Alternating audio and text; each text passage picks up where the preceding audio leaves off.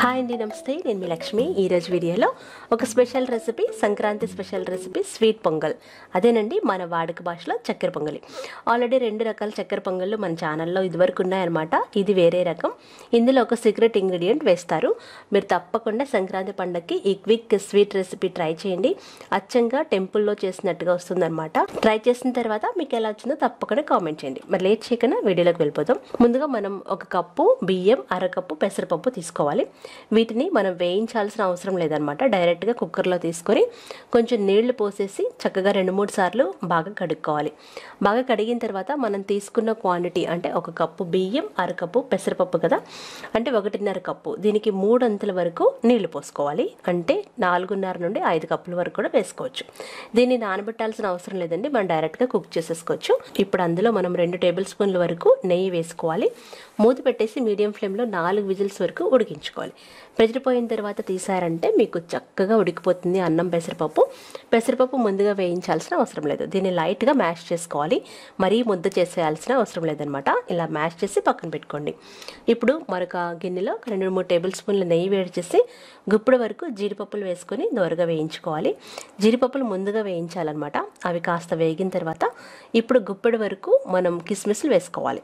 కిస్మిస్లు వెంటనే వేగిపోతాయండి. కిస్మిస్ వేయగానే గుప్పెడు వరకు తురుముకున్న ఎండు కొబ్బరి పొడి ఉంటుంది కదా, మార్కెట్లో దొరుకుతుంది, అది వేసుకోవాలి. ఒకవేళ పొడి లేకపోతే మీరు కొబ్బరి ముక్కలు కూడా వేసుకోవచ్చు. ఎండు కొబ్బరి అయినా పచ్చి కొబ్బరి అయినా 2 వేసుకోవచ్చు. ఇప్పుడు సీక్రెట్ ఇంగ్రీడియంట్ అనమాట, 4-5 లవంగాలు వేసుకోవాలి. దీనివల్ల ఫ్లేవర్ చాలా బాగుంటుందండి. ఒకసారి మీరు లవంగాలు వేసి ట్రై చేయండి. మీ చక్కెర పొంగలి సూపర్గా ఉంటుంది. లవంగాలు వేసిన తర్వాత లో ఫ్లేమ్లో 2-3 నిమిషాలు కలుపుకుంటూ ఇవి బ్రౌన్ కలర్లోకి వచ్చేంత వరకు వేయించుకొని పక్కన పెట్టుకోవాలి. ఇప్పుడు మందంగా ఉన్న బాండీ పొయ్యి మీద పెట్టి మనం ఏ క్వాంటిటీలో తీసుకున్నామో బియ్యం, దానికి 3 అంతులు అంటే 1 కప్పు బియ్యానికి 3 కప్పుల వరకు తురుముకున్న బెల్లం వేసుకోవాలి. ఈ బెల్లం మనం కొంచెం ఎర్రగా ఉంటుంది కదా, ఆ బెల్లం తీసుకోవాలి. అప్పుడు మనకి చక్కెర పొంగలి మంచి కలర్ఫుల్గా వస్తుంది. ఇక్కడ నేను ఆర్గానిక్ దేశీ బెల్లం తీసుకున్నాను అనమాట. అందులో అరకప్పు వరకు నీళ్లు పోసుకోవాలి. బెల్లం కరిగితే సరిపోతుందండి, మనకి పాకం రావాల్సిన అవసరం లేదు. ఇలా బెల్లం చక్కగా కరిగించుకున్న తర్వాత మీరు కావాలనుకుంటే ఫిల్టర్ చేసుకోవచ్చు. నాదైతే న్యాచురల్ ఆర్గానిక్ బెల్లం కాబట్టి నేను ఫిల్టర్ చేయట్లేదు. బెల్లం బాగా కరిగిపోయిన తర్వాత మనం మ్యాష్ చేసి పక్కన పెట్టుకున్న అన్నం, పెసరపప్పు మిశ్రమం ఉంది కదా, అది వేసేయాలి. ఇదంతా వేసిన తర్వాత మీడియం ఫ్లేమ్లో పెట్టుకొని చక్కగా అన్నం, బెల్లం బాగా దగ్గర పడేంత వరకు ఉడికించుకోవాలన్నమాట. కలుపుకుంటూ ఉడికించుకోవాలి, లేదంటే ఒక్కొక్కసారి అడుగంటుతుంది.